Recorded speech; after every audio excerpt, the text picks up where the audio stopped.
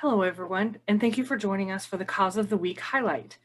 My name is Christy Kennel, and I'm Associate Director for the South Central Virginia and Albemarle Bay area of the Combined Federal Campaign.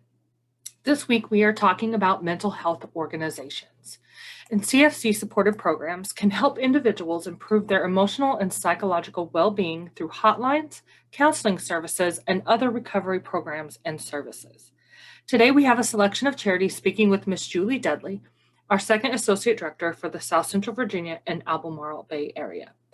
I will let Julie take it from here, sharing videos and interviews with these organizations. Hi, we are the National Alliance on Mental Illness of Virginia.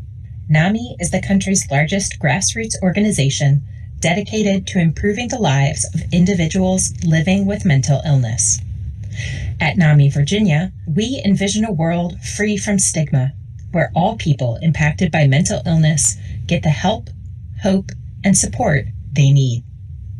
NAMI Virginia oversees 14 affiliate offices across the Commonwealth. Our network of peer support-driven programs provide opportunities for individuals, families, youth, young adults, and mental health professionals to receive support, education, and training. NAMI Virginia launched the Virginia Family Network in 2011 in partnership with the Department of Behavioral Health and Developmental Services. VFN is a statewide network of families who work to support, educate, and empower other families whose children have mental health needs.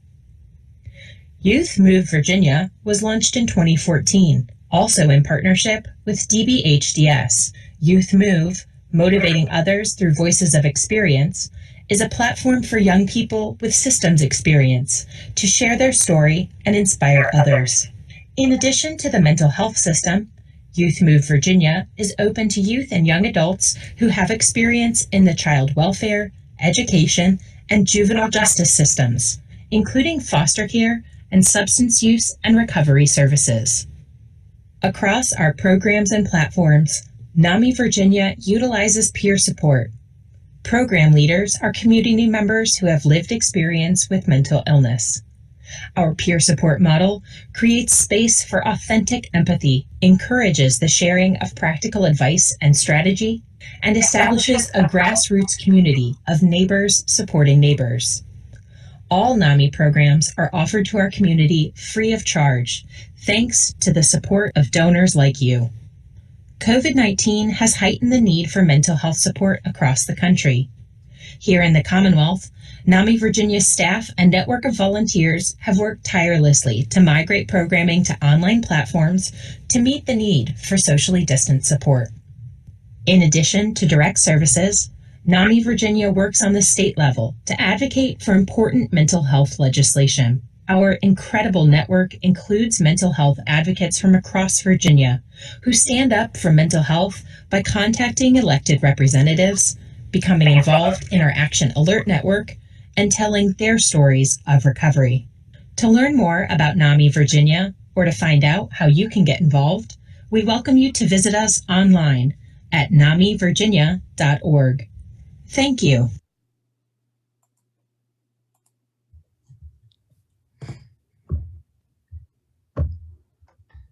Everyone faces challenges in life that can impact their mental health. Right now, we're sharing one such challenge around the globe. COVID-19 has shown the importance of finding ways to care for each other and support our own mental health. With that in mind, we're spotlighting CFC Cause of the Week, mental health. I have pleasure in welcoming Sarah Wilson, National Alliance on Mental Illness of Virginia, NAMI Virginia. Welcome, Sarah. Hi, Julie. Thanks for having me. And it's a pleasure. Can you tell our federal workers, what is mental health stigma? Sure, I'd be happy to answer that question, especially as we talk about mental health and the toll COVID is having.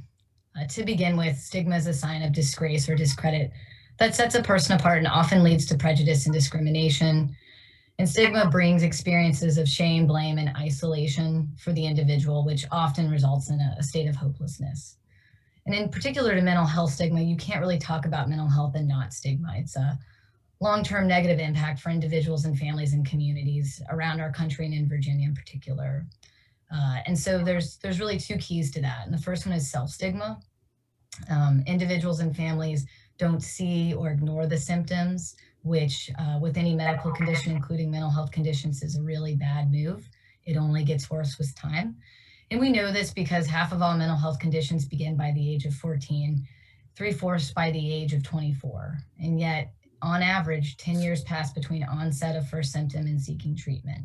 So that's a decade between a symptom starting and anyone taking any action. And that is just not good for any medical condition, and particularly mental health. The community stigma is really that we don't talk about it. We don't mention it, it's not brought up. And so that really impacts our community because our systems aren't set up for it. There's 1 in 5 children and adults living with a mental health condition. With that level of prevalence, you would think we have sufficient treatment and services, and we don't. And that really relates to the fact that stigma is redirecting money to other issues. We're not really having pervasive, substantial services to really help people, especially young adults, when it does impact everybody so much earlier in life. And what we also know is that if you do begin to look for help, you're going to have trouble. Nearly 60% of adults and 50% of youth who seek services are unable to do so.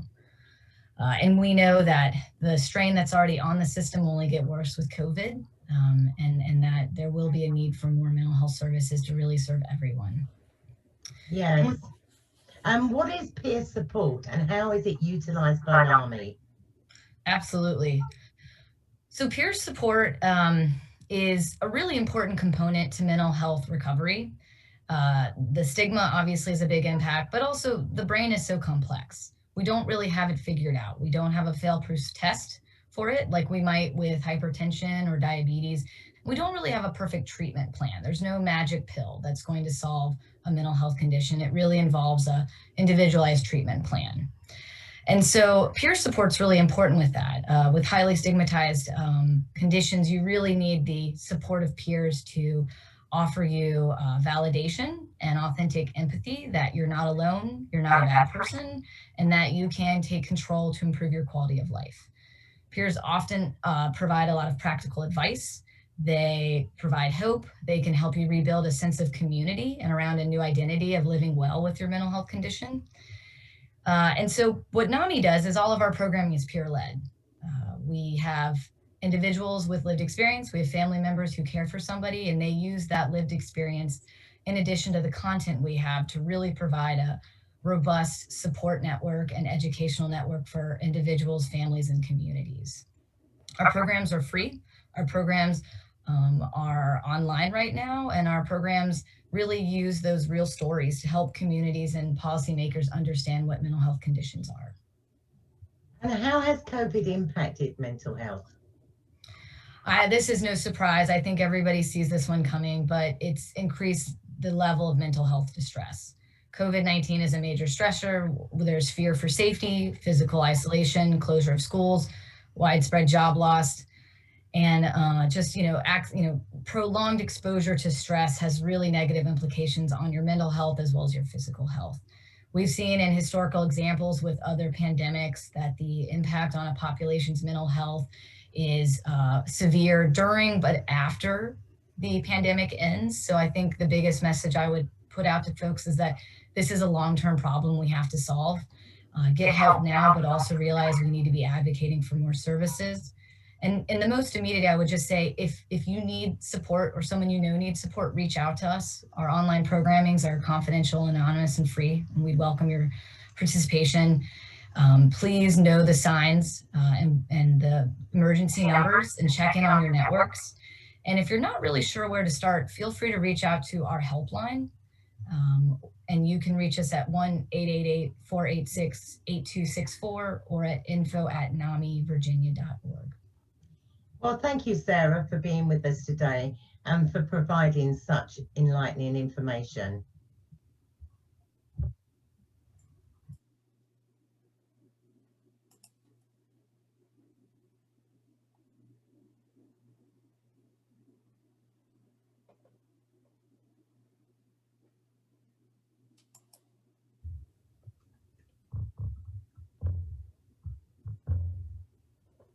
The world can be a scary place.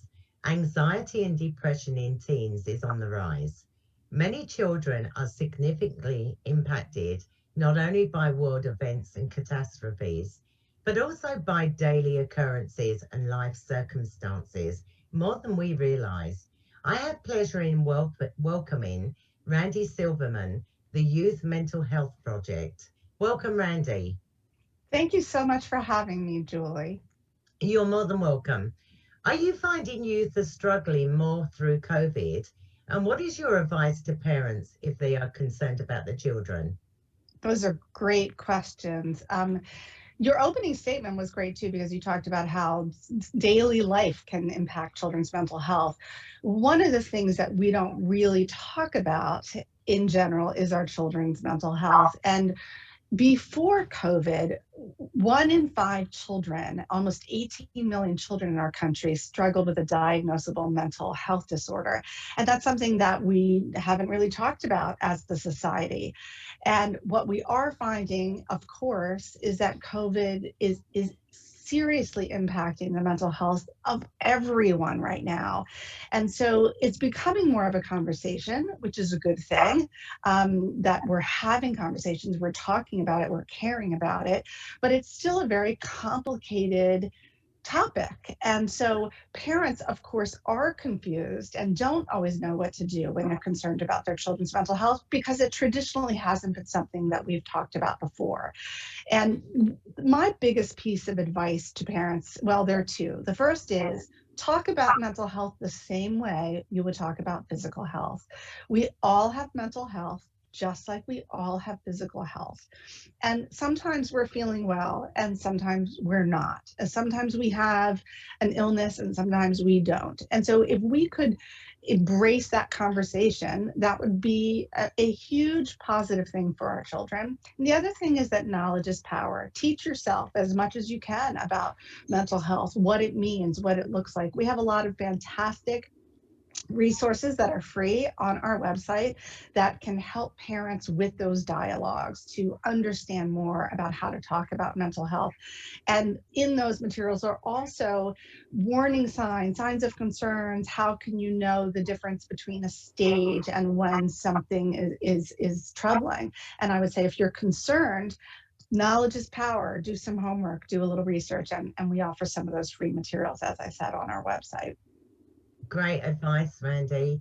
Can you tell our federal workers about your programs and how their contributions support your programs? Thank you. Yes. Well, first of all, our mission is to educate, empower, and and support families and communities around this very important topic of youth mental health. And as I said, we have lots of free educational materials on our website. We also do workshops and speaking events and mental health awareness events. But I think our most important program is the Parent Support Network. The Parent Support Network is a program that provides free, confidential, peer-to-peer support for parents who are concerned about their children's mental health. As parents, we get all of our best resources and tips and advice from other parents. So we've developed this program to help provide parents who have a child who is struggling or is concerned about their child's struggles or challenges with the support and resources that they need. And the donations we receive from CFC go directly into that program to help build that program, which is in higher demand now more than ever. And by the way, because of COVID, all of our meetings that we provide for parents for free are on a virtual safe platform. So we're reaching parents all over the country, and it's really been astounding. So we're very grateful to all of the CFC federal workers for your contributions. Every penny makes a big difference. Well, thank you, Randy, for being with us today and telling our federal workers how you not only help youth, but also parents within your organization. Thank you, and thank you to all the federal workers for all the good things you do. Thank you.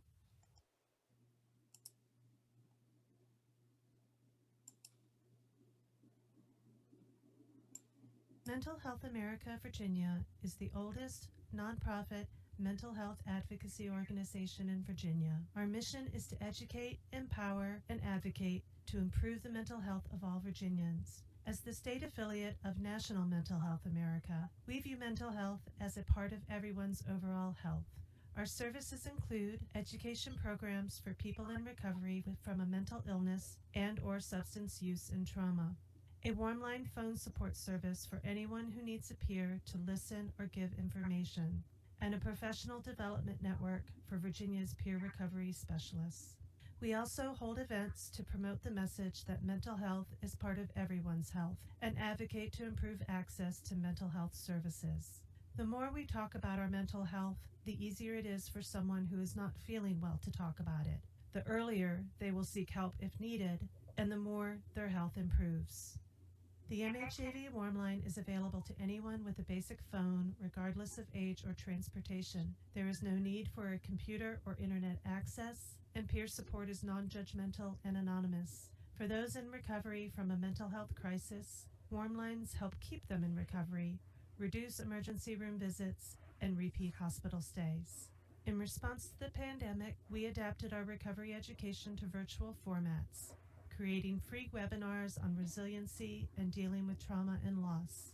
We created a podcast, Peer into Recovery, featuring interviews with people working as peer recovery specialists. We boosted our telephone support capacity.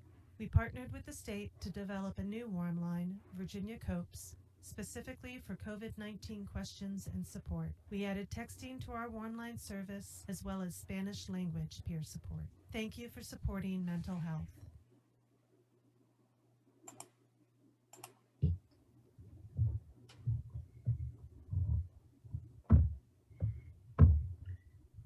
The number of people looking for help with anxiety and depression has skyrocketed. Over 8 in 10 people who took a depression screen have scored with symptoms of moderate to severe depression constantly since the beginning of the pandemic in March 2020. I have pleasure in welcoming Jenny Sappington from Mental Health America of Virginia. Welcome, Jenny. Hi, thank you very much for having me. You're more than welcome. Can you tell me about your programs? Absolutely. So Mental Health America of Virginia is an advocacy and recovery education organization. We spend the first part of the year in the capital in Richmond, lobbying our representatives in order to get better health care for the residents of Virginia. And then we spend the rest of our time running recovery education programs. We have a multitude of those. One is if you would like to learn to facilitate your own groups and help and support other people in their recovery. If you would like to take your lived experience and turn it into a leadership role within your community. And then we also have one for survivors of trauma. So, you know, with this being a pandemic, we've all been there now. And the whole purpose of our recovery education programs is to walk with you with our lived experience to support you with yours. And in that vein, we also have a warm line. And for those of you who don't know what a warm line is, a hotline is for crisis and a warm line is everything else. Do you need to talk? Do you need assistance with a loved one who is struggling with mental health? Anything. When you call, you have 20 minutes of non-judgmental, safe space to talk, to ask questions, to seek advice for resources, anything like that. And, you know, in this time right now, it's more necessary than ever. Yeah, and I presume these programs are free? Yes, they are all free.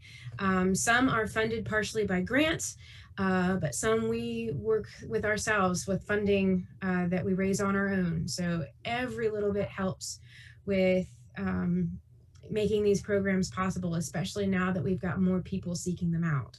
Mm-hmm. And how can the federal workers volunteer and get involved with your organization? Well, beyond just the financial help that always is welcome, we love it when members of the community come out and support us in our community events, but also you can help support others and yourself just by simply asking questions. If you don't know something, that's what we're here for.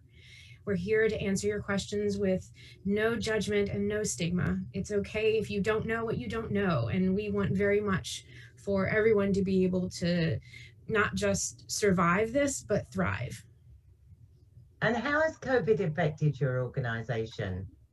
Well, so much of our organization's programs are face-to-face. So we have really had to work very hard to pivot our programs to meet the needs of a more virtual environment like this. Normally I'd be talking to you in a room and you could ask me questions, but this is a brand new and fascinating way to reach actually more people than we could have otherwise. So we're making the best of everything that we've got. Well, thank you, Jenny, for being with us today. Thank you so much for answering my questions for the federal workers on the seriousness of mental health in America. You're welcome, and our CFC number is 97281. Thank you to the organizations who were able to join us today. We are grateful for the work that you do within our communities, as well as the many other organizations part of the Combined Federal Campaign. It has been a pleasure working together to change the world. And please remember, a smile can be misleading. It can mask the internal suffering of the mind and soul, which is why many afflicted with mental health condition can slip through the cracks and may not receive the help that they need. So your support of a CFC charity focused on mental health, you can give us, givecfc.org. Take some time today to show some love and be the face of change. Thank you.